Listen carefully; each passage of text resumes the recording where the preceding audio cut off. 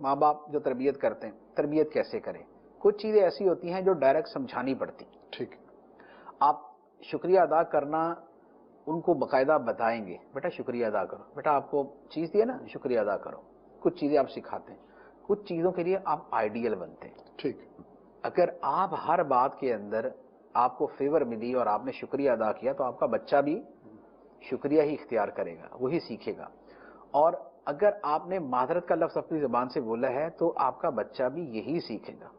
لیکن اگر آپ نے گالی دی ہے تو آپ کا بچہ آپ سے گالی ہی سیکھے گا. اگر آپ نے سخت جملہ کہا تو آپ کے بچے کو وہی لفظ یاد ہوگا. اسی لیے کسی کا جملہ ہے کہ آپ نے اپنی اولاد کو اچھا بنانا ہے تو اب خود بھی اچھے بچے بن جائیں. بہت ہو، خود اچھے بچے بنیں گے تو آپ کی اولاد اچھی بنے گی. جی. ورنہ آپ گالی دیں اور بچوں کو بولے کہ قرآن کی آیتیں پڑھ کے سنائے تو ایسا نہیں ہو سکتا.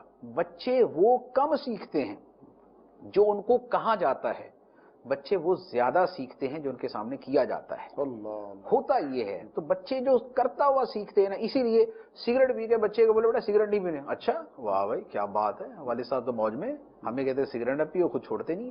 تو بچے بعد میں وہی حرکت کر رہے ہوتے ہیں. لہذا بچوں کے لیے آئیڈیل بھی بننا پڑتا ہے. کچھ چیزیں سمجھانی پڑتی ہے، کچھ چیزوں کے لیے ان کے سامنے آئیڈیل بننا پڑتا ہے. پھر تربیت کے لیے بزرگان دین کے واقعات ہیں، سلف صالحین کے واقعات ہیں، سیرت طیبہ کے واقعات ہیں. آپ عفو درگزر کی باتیں سناتے ہیں، آپ عبادت کی باتیں سناتے ہیں، آپ حسن اخلاق کے واقعات سناتے ہیں. یہ چیزیں ہر مسلمان بچے کے دل میں اللہ تعالیٰ نے دین کی، نبی پاک علیہ السلام کی محبت رکھی ہوتی ہے. جب آپ اس کو ان چیزوں کا سکھانا شروع کرتے ہیں تو اس کے دل کے اندر یہ چیزیں پیدا ہوتی ہیں.